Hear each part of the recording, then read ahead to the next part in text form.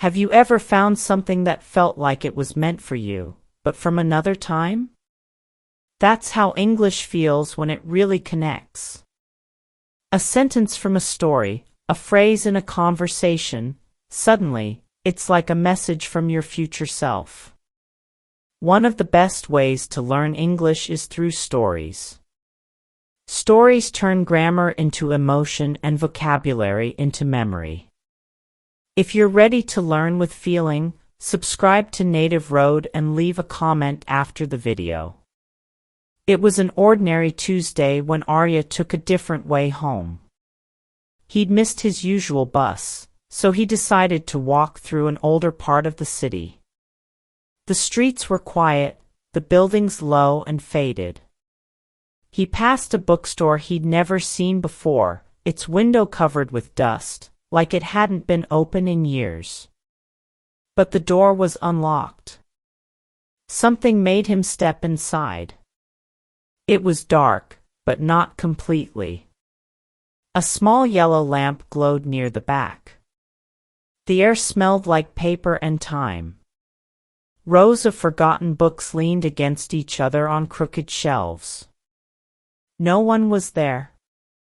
He walked slowly, fingers brushing against the spines of old novels and journals. Then, on a table near the exit, he saw it, a small notebook. Black cover. Thick paper. No title. It looked untouched. He picked it up. Inside, the first page had a date written in the corner, 2 years into the future. He frowned. Maybe someone wrote it by mistake. He turned the page. The handwriting was familiar. Very familiar. He kept reading. The entries weren't just notes. They were thoughts. Memories. Moments. Like, don't forget how quiet the world gets right before something changes. Or, trust the woman with the green earrings. She knows more than she says. Arya's heart started racing. Each page described things that hadn't happened yet. Places he hadn't been to. People he didn't know. But the feelings in the writing? They were his. Then he turned to a page in the middle. It said, "You're reading this in the bookstore, aren't you? You always liked quiet corners." He froze. He looked around. Still empty.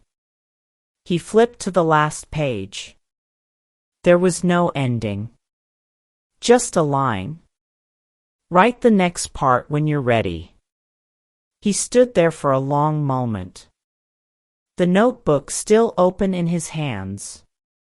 Then he closed it, gently, and took it with him. When he stepped outside, the door closed behind him with a soft click. He turned around. But the shop was gone. Just a wall of bricks. No window. No sign. Only the notebook in his hand, and the strange feeling that the future had already begun. In today's story, you learned natural expressions like untouched, trusted her more than he understood why, and write the next part when you're ready. You also saw how stories can create atmosphere with sensory language and mystery. We post new English stories every day on NativeRoad. Like this video, subscribe, and tell us in the comments, what would you do if you found a notebook from your future? See you in the next video.